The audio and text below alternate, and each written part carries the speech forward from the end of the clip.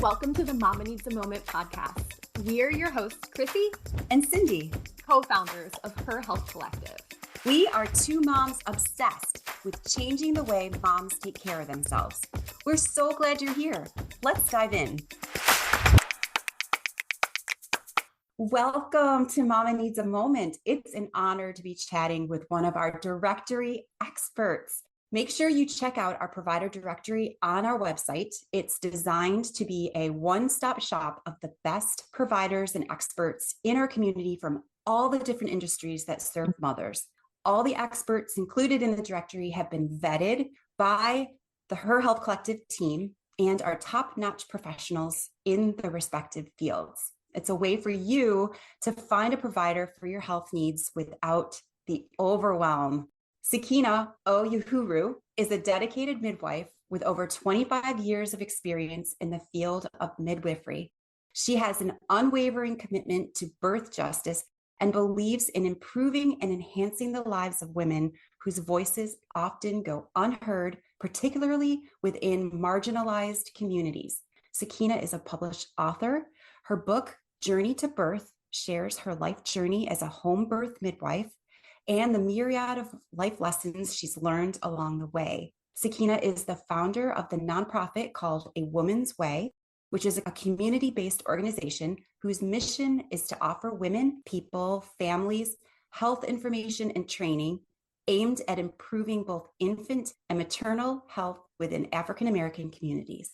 She has had the privilege of serving as the director of the Childbearing Center in the Bronx, New York, and offers personalized mentorship for aspiring midwives who are looking to take their skills and practice to the next level through her A Woman's Way Warrior Midwife Training. And it's really cool how this is spelled. It's a woman with WOMBMAN, A Woman's Way Warrior Midwife Training. Hi, Sakina. Hello. Hi, everyone. Thanks for inviting me. It's so wonderful to have you here. It's exciting, especially for me, to dive into this topic with you and a lot of the different questions we're going to ask you, because I had a home birth with our first. It was a planned home birth. I know a lot of people look at me like, was that on purpose? And I have to say, yes, it was on purpose. It was a planned home birth. And for our second, we also had planned to do a home birth. As we'll talk about later in the episode, midwives have to have backing, at least when I was delivering 12, 13 years ago, from obstetricians, and the midwife at the time had to jump through hurdles and we ended up taking a different path. But welcome here. I'm so glad to have you.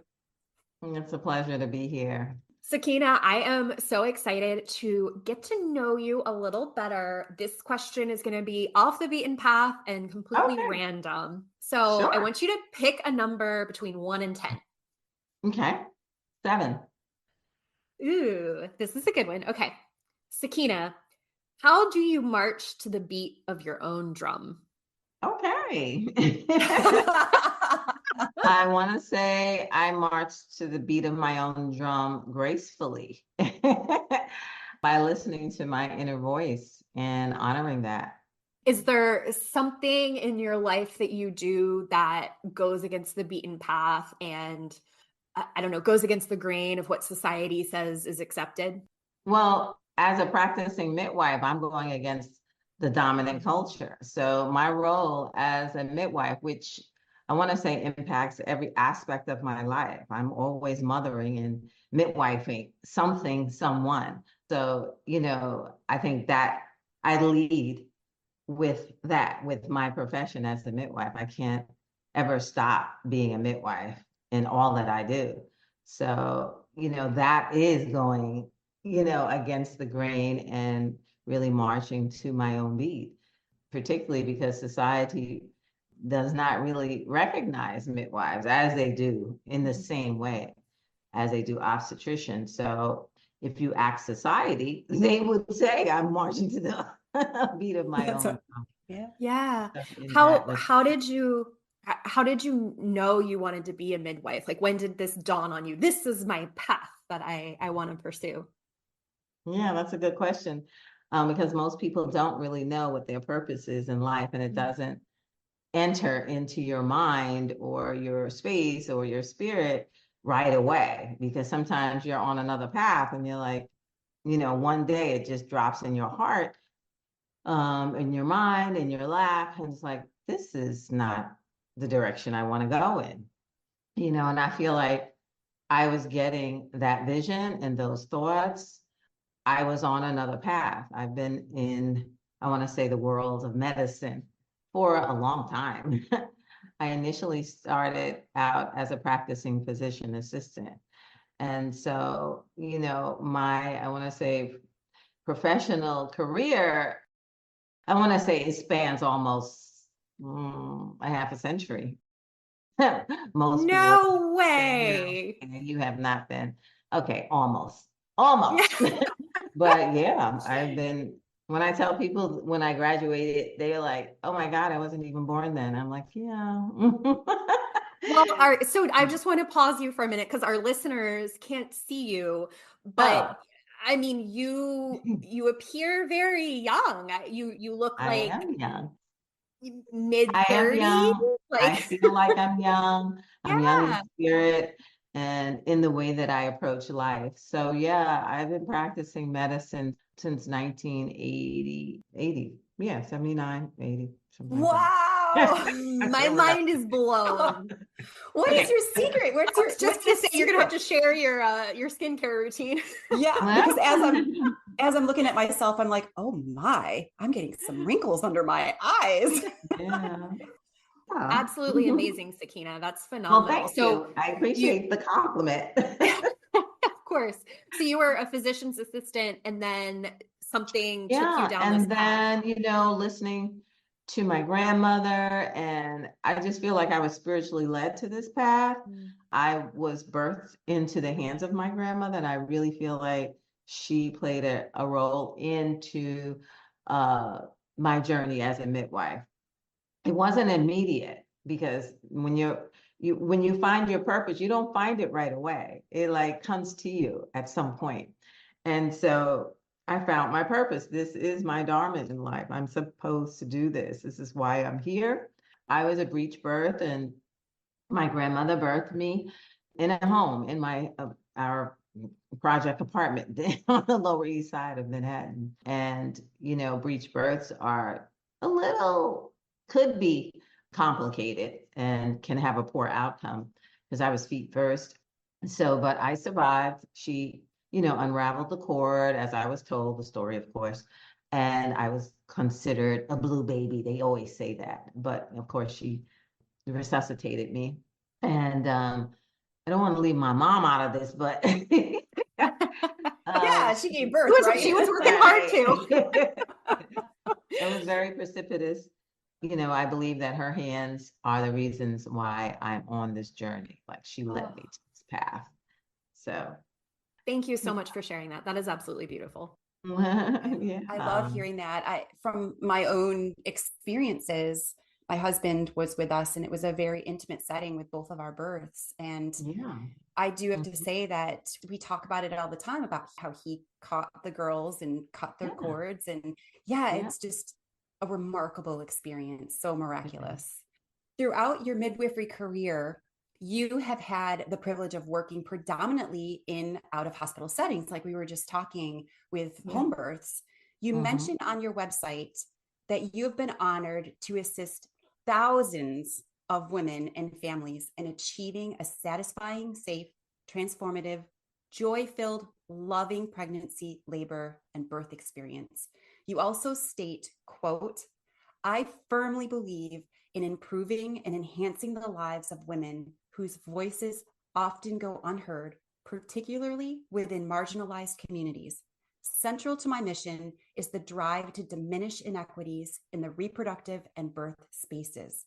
I am dedicated to combating the troubling statistics of maternal mortality by advocating for comprehensive care that addresses the unique needs and challenges faced by women, especially women of color, end quote. One of our initiatives with Her Health Collective is educating on the need for quality of care for all women. Will you please share how midwifery and specifically home birthing are promising answers towards a future where women receive culturally responsive care? Yeah, how do we do that? Well, let me just say this, and I'm going to speak from a space of sincerity in my heart and also my practice. The way we do it is by centering the needs of our clients. And what does that really mean? It means really, I want to say, creating a trust currency. And what does that mean? That means getting to know your client, getting to know your patient, creating a relationship. And the only way you do that is by spending time. So you have to spend some time getting to know what the needs are of your patient, of the couple, of the family. And the only way to do that again is by spending adequate time. So we focus on spending at least 45 minutes to an hour with every single client at every single visit, because it's important to understand where this client is in her life cycle. What are some challenges she may be going through for this pregnancy? May not have come up for the last one. Are there any financial issues that we could help her work out? Are there any behavioral health or mental health issues that she may need some more therapy with? Should we address some medication? Should we alter it? Should we, stop it? What are her needs? Is she going through a divorce, separation? Does she have childcare issues? So it takes time to establish that kind of relationship so that your client feels comfortable sharing and divulging that, right? So that's why I always say we center the needs of our clients, because it's really all about them. It's not about me. It's about you. This is a very pivotal, monumental event that's going on in her life, if it's a first, second, or third. And so we need to really see where she is in this pregnancy. Is this pregnancy wrought with some stressors that might not have been identified in the last one? Are there some nutritional issues? I mean, where are you? So I like to start my visits off by either allowing the client to, I want to say, not so much unravel, but if she needs to unravel, okay. But just spend some time allowing her to get centered, take a deep breath, let go, and then start the visit. So, as far as home birthing, there's quite a bit of stigma attached to midwifery care, home birth, and it causes a lot of women to shy away from it. Like I said, I've experienced it firsthand when we decided to do a home birth.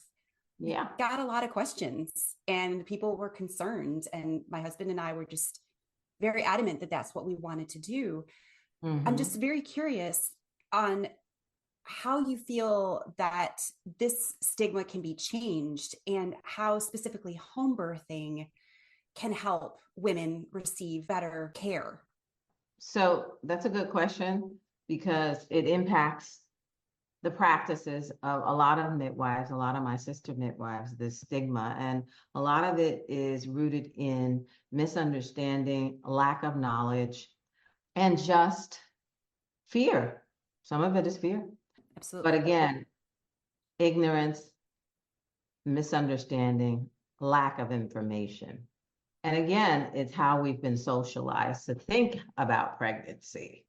So most people have been convinced, socialized, acculturated into thinking if you're pregnant, you are automatically go to the hospital. You should be taken care of by a doctor. So it's the way you've been socialized. And so you can't really blame the dominant culture of how they think and why they behave the way that they do, in terms of, okay, you get pregnant, you go to the doctor, you have your baby in the hospital. They've been socialized to think that way, to respond that way when they become pregnant.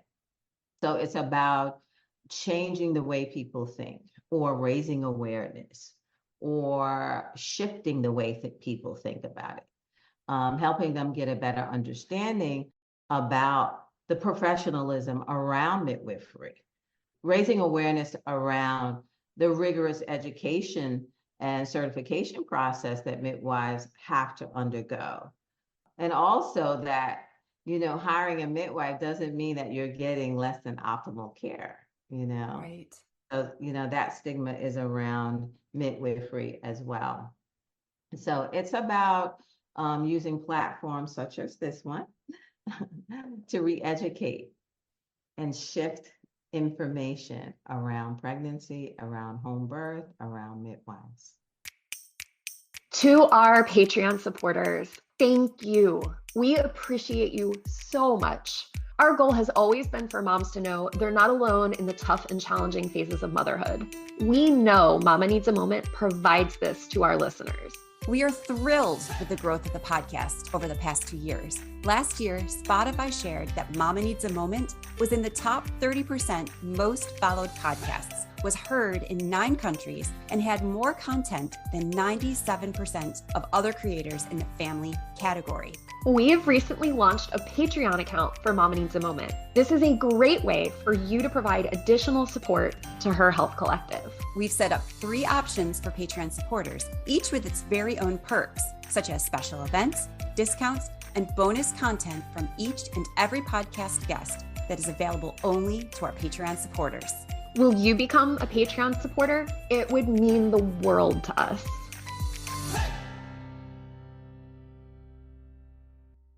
Sakina, can you very quickly share what education midwives do go through to get there? Yes, I can.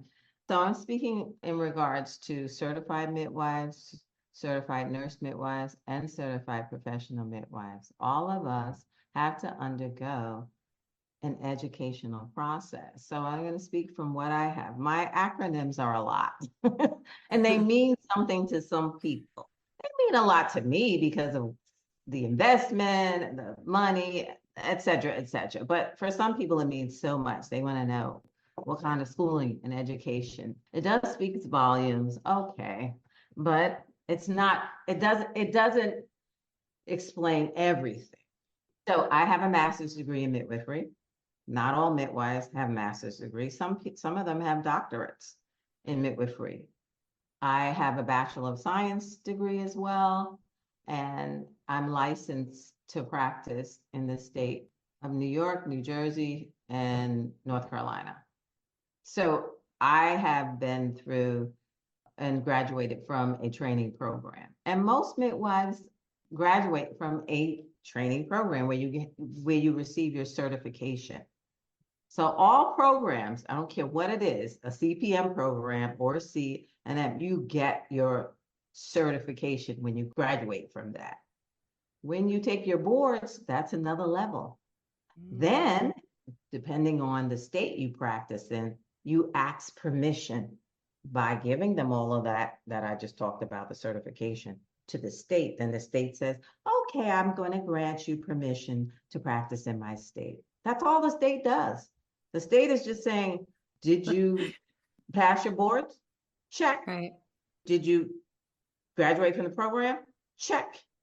And pay me $100 every year, or whatever it is, $400, right. $200. Now you can practice. People think it's something else. I'm like, no, they just provided a pathway to allow you to practice in that state. And to have a license in certain states, do you have to practice in that state? Do you have continuing so does a midwife have to kind of prove her continuing education to continue having that license? Depending on the year you graduated and where you graduated. Oh, okay. So for me, okay, it gets a little complicated when you get into CEUs, continuing education. Let me just say this.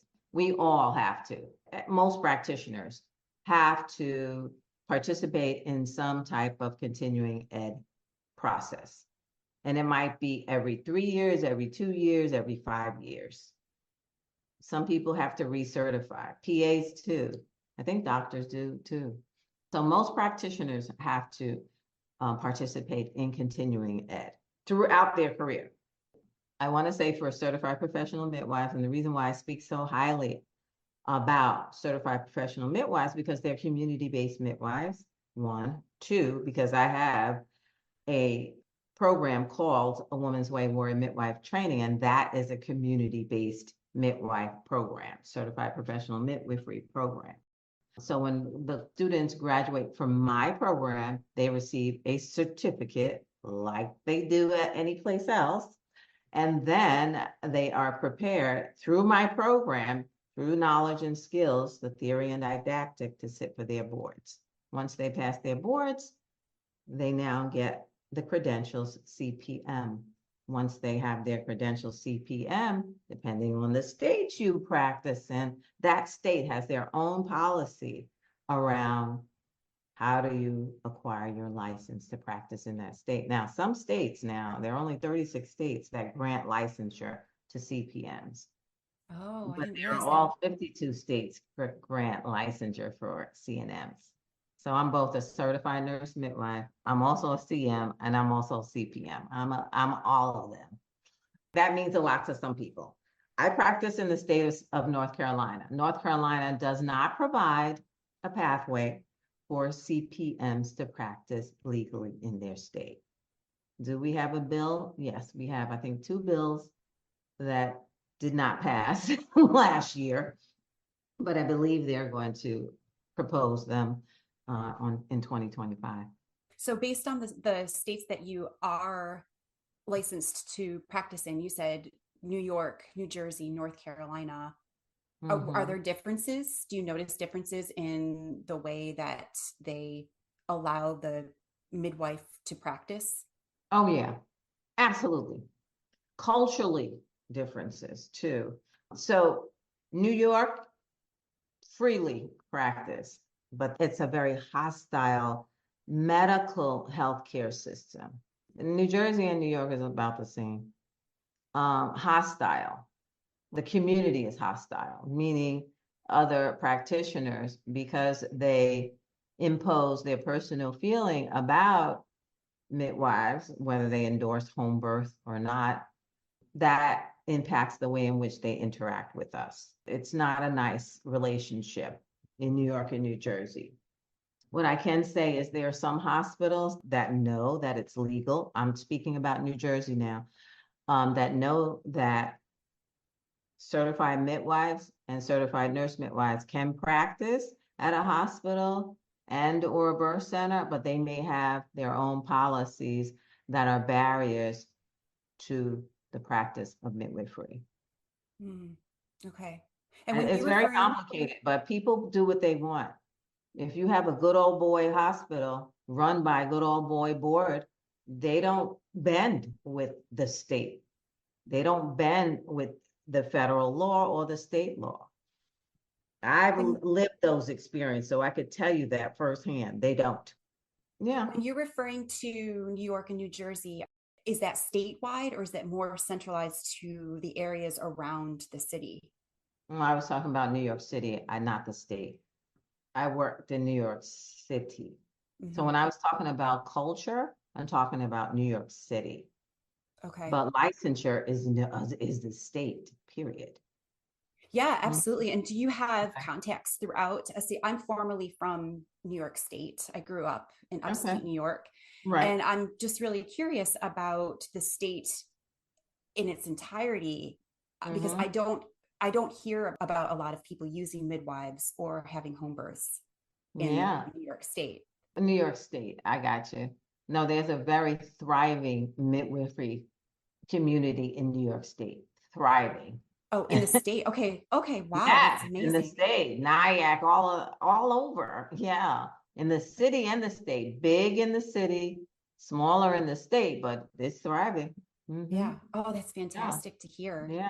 I'm curious if there are any states that have less stringent controls and that midwifery and home births are more universally used. Absolutely. I'm thinking of a couple. California, I'm sure you're probably going to say, right? No, I was going to say Washington, New Mexico, Vermont.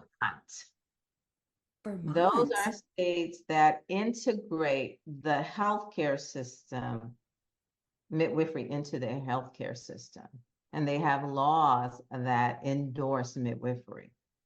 So New Mexico, Washington, and Vermont, those are leading. And they have laws around Medicaid reimbursement for midwifery services. So those are the 3 areas that can be barriers to midwifery care: health insurance, the integration into the system, and access, of course, to midwives, depending on your limitation of your health insurance. Right. And it would be really interesting to look at statistics on fetal health and maternal health in those particular states and how they're different. Yeah. Absolutely. Let's look at countries. The countries that integrate the midwifery model of care into their healthcare system, particularly maternal healthcare system, have better outcomes, perinatal outcomes. So when you look at Finland and when you look at the UK, when you look at Japan, those are countries that have better outcomes because I'm talking about maternal care now, maternal morbidity and mortality, they have better outcomes. The United States, we are not doing very well. I think we rank 26 and we're an industrialized country. So we should be up there, right? We should be at the top 10. We spend the most, but have one of the poorest maternal mortality and morbidity rates. So statistically, no. So we have evidence and we have statistics to show and prove that midwifery-led care has better outcomes, less intervention, less C-section, improved breastfeeding rates, lower postpartum depression rates. Yeah, the numbers in the US are pretty abysmal when you look at these aspects. I loved that episode with Sakina. It hit really home for me because of my experiences, but it was lovely to spend time with her. She is an impressive woman and really does just give off such a presence. I very much enjoyed our time with her. And in this first half of our conversation, I was really moved by her discussion of the importance of a provider creating a relationship with their patient and how the biggest way to do that is with time. I loved that she said that they spend 45 minutes to an hour with every patient every time they visit. I remember going to see my OBGYN. I got maybe 10 minutes with them. That is a big deal. And that truly is, when you're spending that much time with someone, you're building a relationship, and that's going to change the type of care and even just how you feel throughout the process of your care. So I was very moved by that. I very much appreciated that little piece of knowledge and wish that was more universally accepted as part of our system. Oh, how about absolutely. You? What you had just mentioned is definitely an obstacle that many of our experts talk about when they begin steering away from insurance, and they want to spend more time with their patients. And I have to admit, it was a beautiful thing to have a midwife spend so much time with Mark and I when we were pregnant with our oldest daughter. And then we also had midwives for the birth of our youngest daughter as well. But I felt very seen, I felt heard, I felt cared for. And it was so interesting how she went into the flexibility in the different states. I really loved that. I remember growing up, like I said in the episode, I grew up in upstate New York around Rochester area, a very small town. And when I was growing up, we had a family that did a home birth. And I remember how it was when we heard about it. We were like, oh my gosh, are you serious? They're having a home birth and the other kids are going to be there. What is this? It was, it was scandalous. And that I hadn't really heard of many people having home births, which is why during the episode I had mentioned that about New York. I wonder how much of that is the time period too. I wonder, because I know we had talked about the states and the differences in the states, but we didn't really touch on timeline of the acceptance of, having a midwife and home births. And yeah, absolutely. Absolutely. So I loved that piece where she was just talking through the differences in the states. And she had talked about how being in New York City, there was more flexibility for her. And then I was very surprised about the states she mentioned. I was thinking she would say something like California and Colorado, that they would, be some of the more lenient states when it came to supporting midwives. But no, I think it was Vermont, Washington, and New Mexico. That was very interesting to me. We've enjoyed hanging out with you today, friend. We hope you got to finally enjoy a hot cup of coffee as you listened. Make sure you follow us so you're the first to know when we drop a new episode. If you've enjoyed your time with us, let us know by leaving a review. We always love hearing from you. Until next time, stay true to you.